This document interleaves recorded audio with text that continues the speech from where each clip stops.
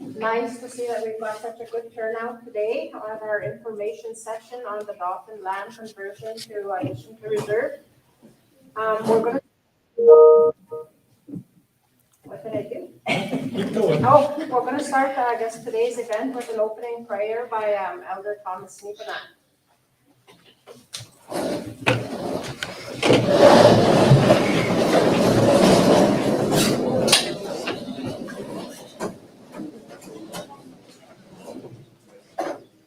We're still here?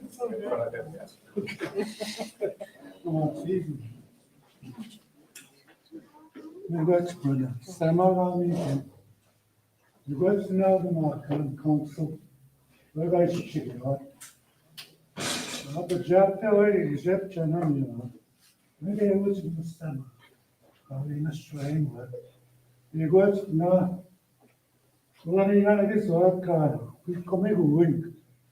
I in consultation together. Lead to win, and it is in the second.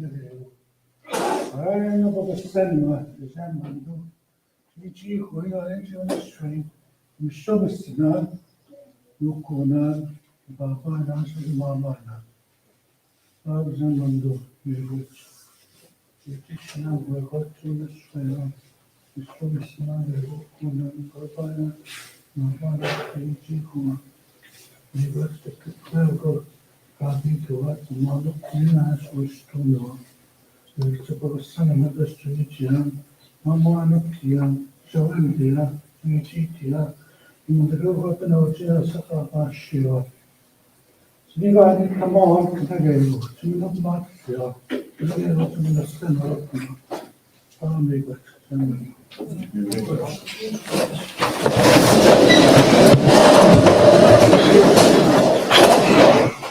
Okay, so on our agenda, I guess I'll just go through a brief.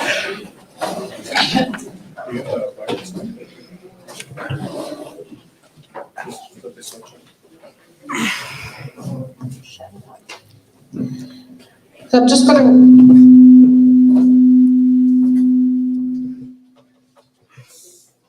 We'll just go through what's going to be on the agenda for today.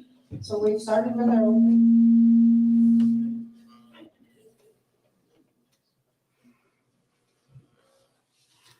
Technical difficulties. Okay, so our next item on the agenda will be some introductions. I want to invite Chief Neepanak to come and say some opening words. We're going to have our panel present, introduce who they are and what they'll be presenting. Then we're going to start off with having a lunch first. Next, after that, our panel here will be presenting the addition to reserve process, the designation process, the referendum that we'll be hosting. And then we have another gentleman that will be presenting the business development, and we'll be closing after that. So I'm going to invite Chief Neepanak to come and say some opening comments. Thank you much, Brenda. Good afternoon, everybody. Thanks for coming out. It's good to see a really good turnout for this information session. We're here to talk about the Dauphin land, the additions to reserve process, and all the work that's been done over the years to get us to this point where we can finally, head out to vote on the development plan for this site. Thank the members of council who have participated and been involved in the conversation all along, as well as our economic development board. Brenda's the chair, and of course our partners at Evanflow, chief and council, been very involved in the process and helping us along to get to this stage. And of course, our partners at Indigenous Services Canada, they're responsible for making sure that all the I's are dotted and the T's are crossed and that all the legal contracts are in place, make sure that we're getting legal advice where we need it, making sure that we all understand what kind of transactions happening, because we're hopefully creating a reserve which will become designated so that we can do business at that site. This project goes back a long ways. It didn't just happen in the last year or the last couple of years. It's not just one chief that's got it to this point. It's been chiefs over the years that have been involved in this vision about the site. I think everybody knows where this site is now. It's right in between McDonald's and I guess the Co-op Gas Bar. That's that open land there. That's the land we own jointly with Ebb and Flow, but we also own all that acreage right to the river, all that farmland behind there. Pine Creek owns that land, you know, and we have a development plan that's gonna be put together for that site too. This started back in, I think, about 2008, when, you know, sitting around the tribal council table, former Chief Billy Joe Delaron, the late Chief Ralph Bolio from Ebb and Flow put together a plan to purchase that site.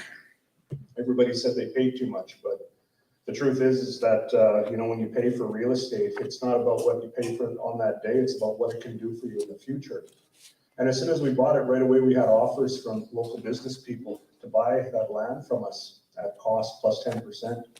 So clearly we paid the right price, you know, and over the years, you know, I inherited the work from Billy Joe. We had struggles just keeping the mortgage payments up. You know, whatever flow kicked in a little bit, you know, at the front to help us keep up on the mortgage payments at the time.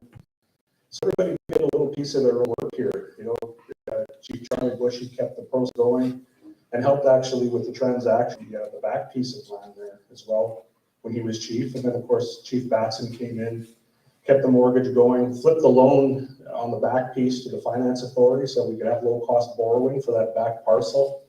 And actually worked with Brenda, I think, to pay out the loan on the front piece so that we could get the additions to reserve application into the process, because you have to settle what they call third-party interests before you can move into the ATR process. So everybody's done a little bit of the work here.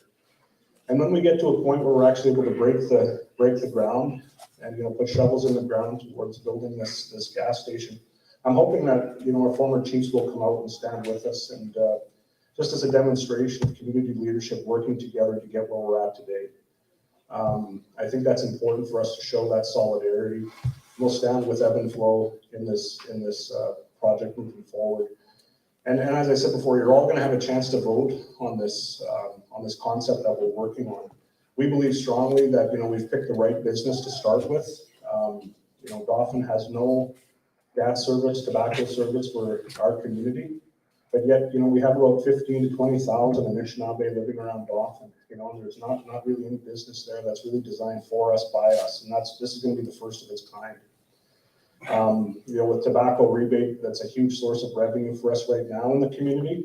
But if we're servicing, you know, 15, 20,000 people in Dauphin, it's going to be that much more. We're going to see, you know, big revenue coming in from that business alone. So we're encouraging everybody to come out and vote.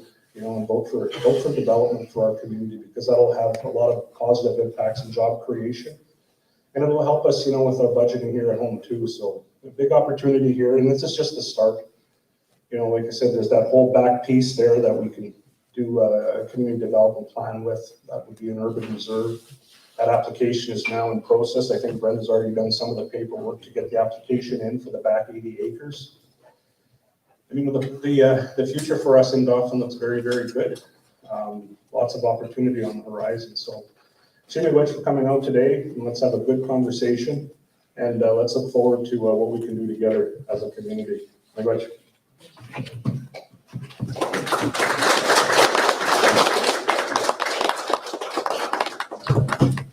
Okay, so now we'll let the panel introduce themselves and have some opening comments. Hi, my name is Tanya Grove. I'm a land management officer at Indigenous Services Canada, and I am the electoral officer that is in charge of doing the designation. And before we get started with the introductions, I want to point out that everybody has on their front of their chair an index card. And the reason for these index cards are in case you have a question during any of the presentations. I don't know if anybody else, but I often think of really great questions and then forget what it was when it time to come for the question session of the presentation. So if you have any questions, you can write them down. If you're too shy to ask your question, because some people are, you can write it down, pass it forward, we'll answer it for you.